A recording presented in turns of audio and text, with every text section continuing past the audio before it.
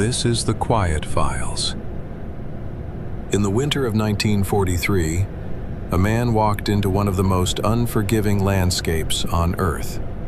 Not by choice, but because there was no other way out. Behind him were soldiers who wanted him dead. Ahead of him, nothing but snow, mountains, and a cold that doesn't just kill you. It takes its time. He had no food, no shelter, no margin for error.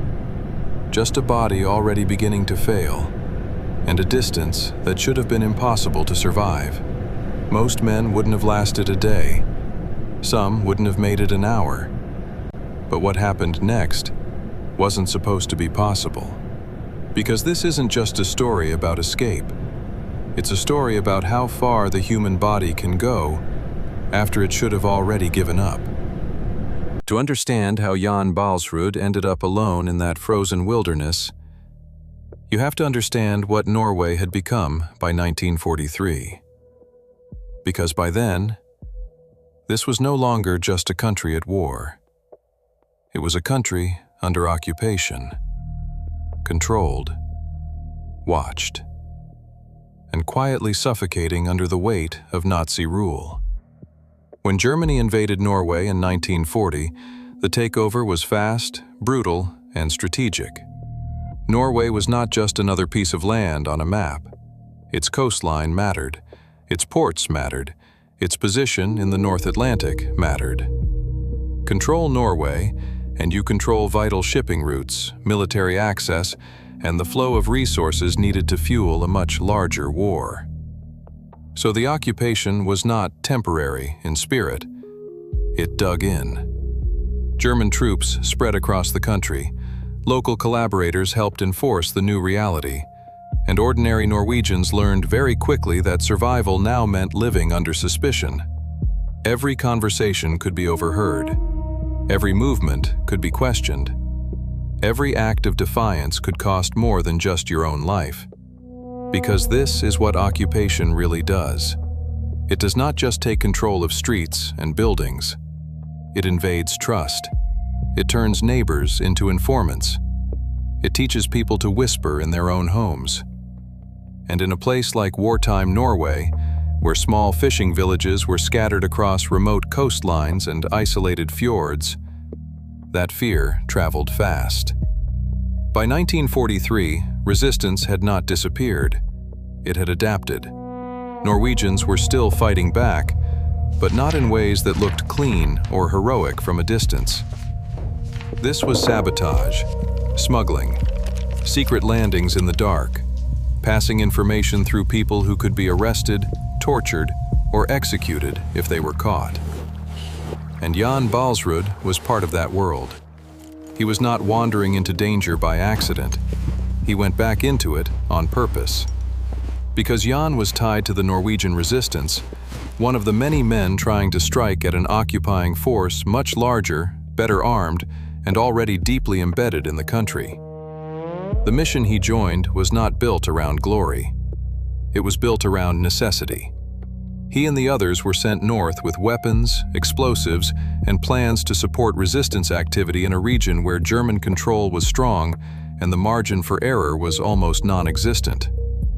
And that is the part people forget when they look back on stories like this. These operations were not launched into stable conditions. They were launched into fear, betrayal, and bad odds.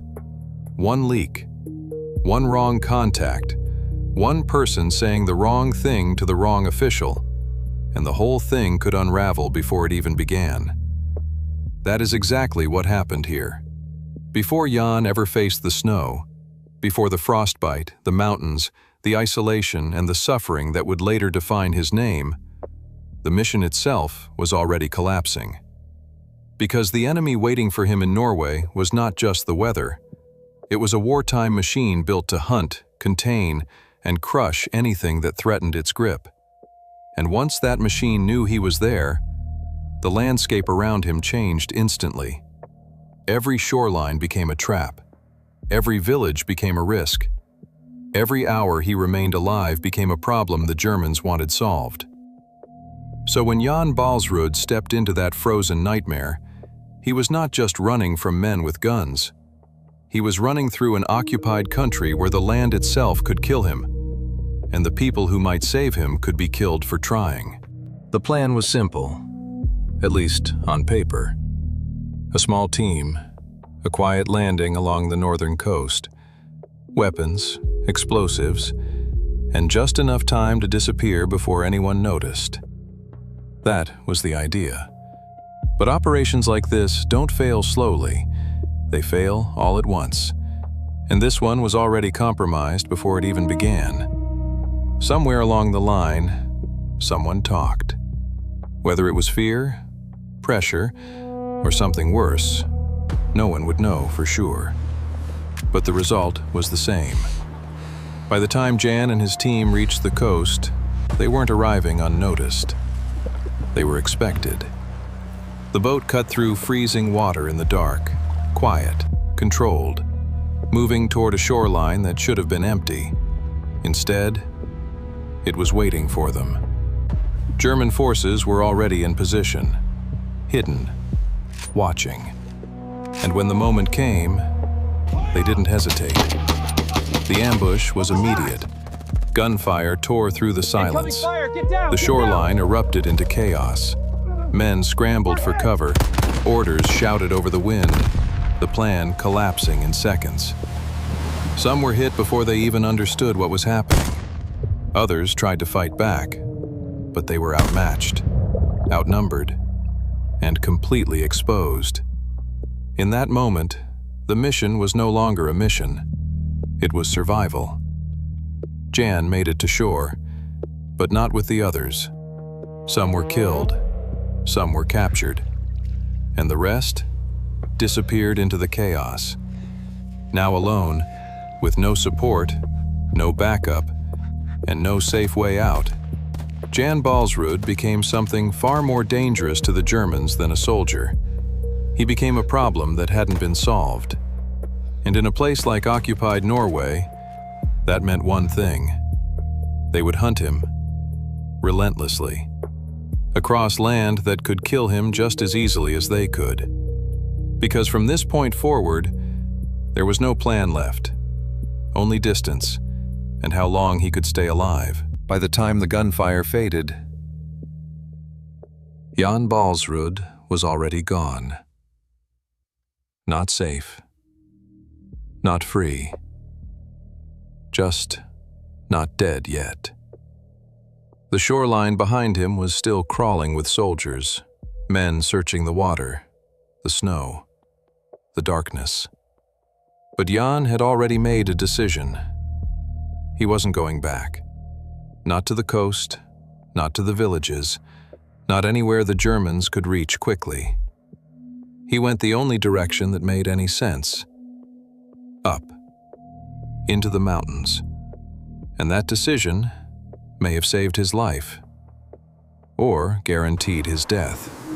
Because the Norwegian wilderness in winter is not something you survive by accident. The cold alone is enough. It doesn't rush.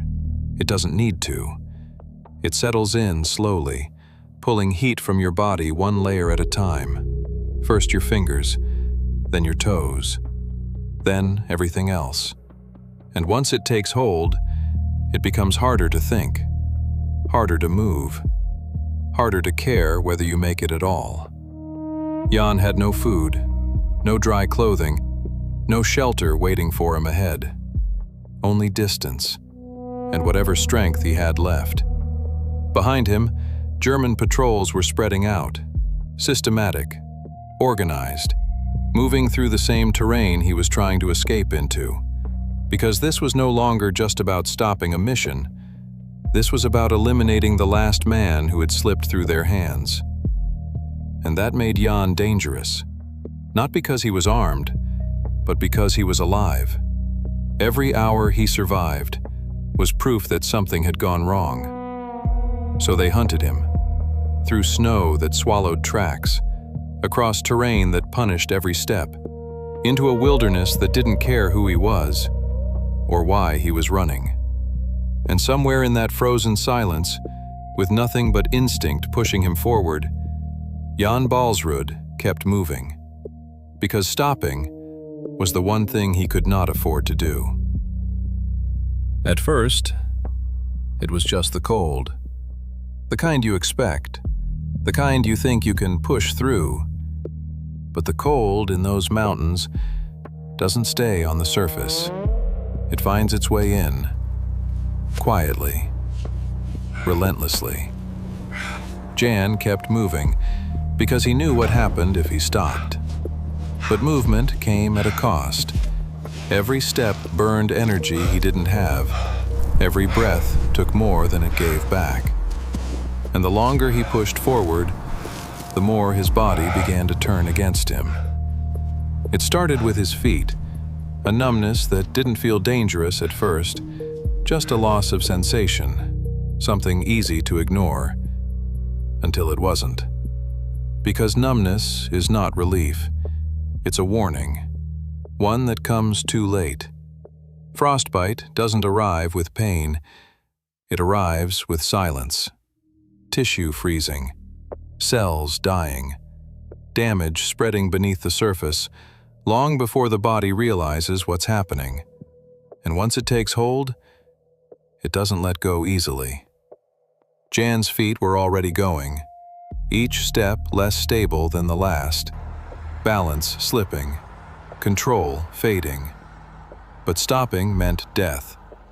So he kept moving, upward, through terrain that punished every mistake, through snow deep enough to swallow his legs, through wind that never stopped pushing back. And as the hours passed, something else began to happen, not just in his body, but in his mind.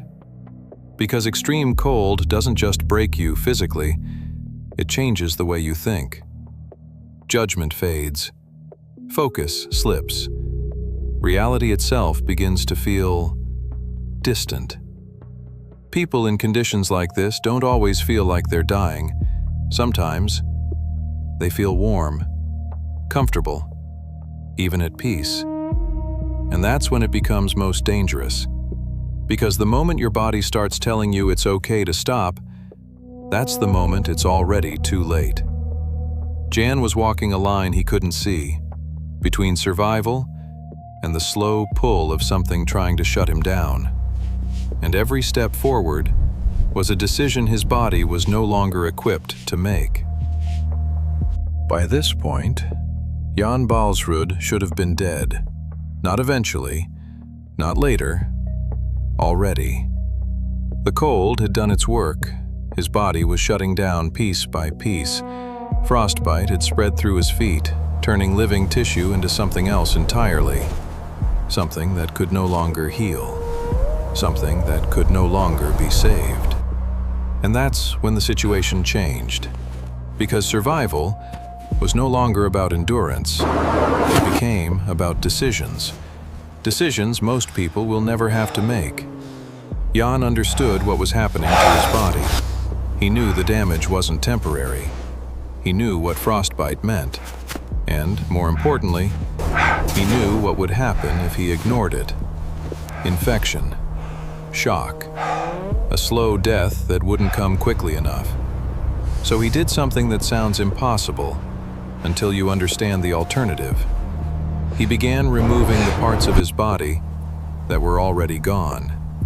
Not cleanly, not surgically, but out there, in the cold, with nothing but instinct and the will to stay alive. And even that wasn't the end of it, because as his body broke down, his mind began to follow. Isolation does that. Cold does that. Starvation does that. The line between what's real and what isn't starts to blur. People appear where no one should be. Voices are heard where there is only wind. Moments of clarity, followed by confusion so deep it's hard to recognize yourself. And yet, through all of it, Jan kept moving. Not because he was strong, not because he wasn't afraid, but because something inside him refused to accept that this was where his story ended. Days passed, then more. Time stopped making sense. The world narrowed down to a single objective: survive the next hour, then the next, then the next. And somehow, against everything working against him, he did. At some point, this should have been over. Out there, in that kind of cold with that kind of damage, people don't recover. They disappear. But Jan didn't, because eventually, he wasn't alone anymore. Somewhere in that frozen expanse, he was found. Not by soldiers, not by the people hunting him, but by locals, people who understood the land and what it takes to survive it. They saw what he had become, a man barely holding on to life, frozen, broken, but still moving. And they made a choice, because helping him meant risking everything. If they were caught, there were no warnings, no second chances, but they helped him anyway. They hid him, moved him, carried him when he could no longer walk, across terrain that should have stopped all of them. Step by step, through cold that never let up, through danger that never really disappeared, they got him out. Jan Baalsrud didn't survive because the odds changed. He survived because people refused to let him die. And against everything that should have ended him, he lived. Jan Baalsrud didn't die in those mountains. Against everything that should have ended him, he made it out. He was eventually carried across the border into Sweden, alive, but barely. His body had taken the full cost of that escape. Frostbite left permanent damage. Toes were lost, strength was gone, and recovery was long, painful, and incomplete. But he survived, and that's the part that matters. Because survival like that doesn't come back clean. It leaves a mark, a permanent reminder of what it took to stay alive when everything was working against you. Jan didn't just escape the Germans, he escaped the cold, the isolation, and the slow collapse of his own body. And maybe that's why this story still matters. Because it isn't just about what he ran from, it's about what he endured after there was nothing left to rely on but will. He went into that wilderness as a man with a mission. And he came out of it as proof that survival doesn't always follow the rules we expect it to. Some stories end in silence. This one didn't. Jan Baalsrud lived. This is The Quiet Files.